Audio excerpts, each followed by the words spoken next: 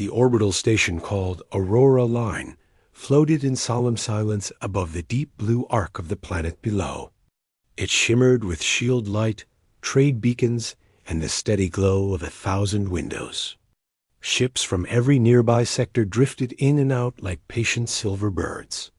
Inside its grand performance hall, a preparation unlike any other was taking place. The Interstellar Harmony Gala was set to begin. It was the most prestigious musical event in the surrounding systems. Attended by nobles, admirals, scholars, wealthy traders, and artists of many worlds. At the center of it all stood a pianist known across the sector for unparalleled skill.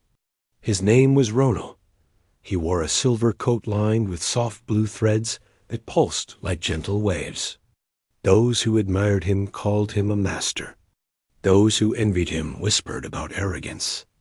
To many, he was both. He always carried himself as if the entire galaxy waited for the sound of his hands. He had performed for kings and captains. He had played compositions older than the first colony on the outer moons. No one ever questioned whether he belonged on the main stage. The only question was how loudly the hall would applaud this time. Across the hall, in a quiet corner, stood a girl named Lyra. She was small, calm, and unnoticed by nearly everyone except the one who had sent her to clean the back rooms before the event began. She wore a simple work uniform with a small metal badge showing she worked in maintenance. The badge glimmered faintly. It was the only detail that set her apart from the background of tasks she fulfilled. She had been working on the station for a year. She swept corridors, dusted consoles, and polished the edges of display panels. No one ever asked where she had come from. No one expressed curiosity about the way she paused whenever she passed an instrument left unattended. No one wondered why she moved with such quiet rhythm, as though her thoughts sang even when her hands did not. The grand hall contained an ancient piano brought from an old colony. It was preserved with devotion. Its wood was dark and smooth. Its keys held thousands of memories and countless performances. Lyra often passed it during her work.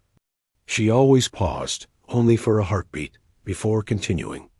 It was the only place on the station where she felt a dream stir.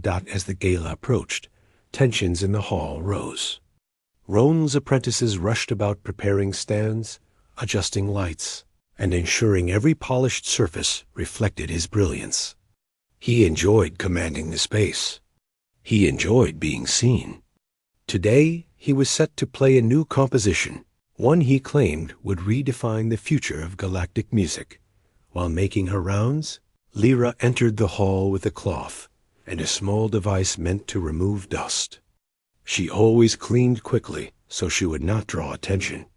The hall was mostly empty, save for Ronald and a group of spectators who admired him while he practiced. One of the apprentices noticed her and frowned. "Not now," the apprentice said.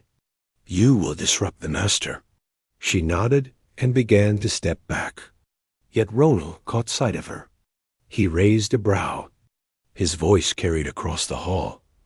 "Let her finish," he said. "Even the dust must respect my performance."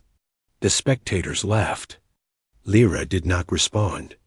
She bent to clean a section of the floor. Her silence made Ronald smirk. When she finished, she walked near the piano to dust its outer frame. She never touched the keys, though her heart urged her to. Ronald leaned back in his seat. "Have you ever played an instrument?" he asked in a low voice. She paused. The spectators leaned in. "Yes," she said softly. Ronald laughed. "Played what?" "A broken station tuner. A child device from a cargo ship." "Piano," she said. The hall burst into ridicule. Some clapped mockingly. Others whispered in amused disbelief. Ronald stood from his seat and approached her. "You, play this. Do you know what this instrument is? Its history. Its legacy." She nodded. Rone, shook his head. "Even if you touched a piano once, this is beyond you. But perhaps we all need a moment of entertainment. Play one note if you dare. Lyra held her breath. She looked at the piano. She wanted to refuse. Yet something in her resisted the humiliation. She stepped closer and touched a key. The tone was clear, pure. But before she could continue, Ronald waved dismissively. "That is enough," he said. "You can go back to your tasks." More laughter followed. She stepped away with quiet dignity. Yet the sting stayed with her. She went back to the corridors and continued her work. She told herself it did not matter. She told herself that talent was nothing in a world where stars were ruled by wealth, fame, and influence. But the memory of playing never left her. Hours passed. The gala began. The hall filled with guests wearing brilliant fabrics and metallic threads. Some wore robes from noble houses. Others wore military attire. The air shimmered with shimmering display lights and floating audio streams. Drinks glowed with vivid hues as servers passed between rows of ornate seats. Every species represented carried excitement. The main performance of the evening was what they desired most. Ronald stepped onto the stage. Applause roared. Lights dimmed. The piano shone under a solitary beam. He sat and placed his hands on the keys. His face held the expression of one who believed he had already won the admiration of history. He began to play. The hall filled with cascading notes. They spun like silver ribbons, rising and falling in carefully calculated patterns. Many admired the precision, the discipline, but something about the performance lacked warmth. It was technique without soul, structure without feeling. Those with trained ears sensed it. When he finished, applause rose again. Yet among the claps were murmurs. Some wondered if the piece was too cold, too proud, too perfect to be a live. As Ronald bowed, a sudden power fluctuation flickered through the hall. A technician rushed to fix the system. The lights dimmed unexpectedly, then steadied.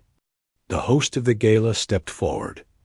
"We have time for an additional performance," the host said. "A moment for something spontaneous." Ronald frowned. He disliked sharing the stage. He especially disliked the idea that anyone could follow him. He spoke sharply. "No one else is prepared," he said.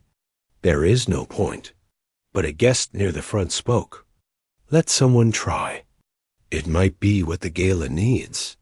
Others agreed. The host smiled. "Is there any volunteer?" Silence followed. Then a voice spoke from the back. "I can." Everyone turned. Lyra stood there. Her uniform marked her as staff. Her voice was calm. No tremor. Just certainty. Ronald stared in disbelief. "Not you," he said. "This is not a place for games." But the host raised a hand. "If she volunteers, we allow it."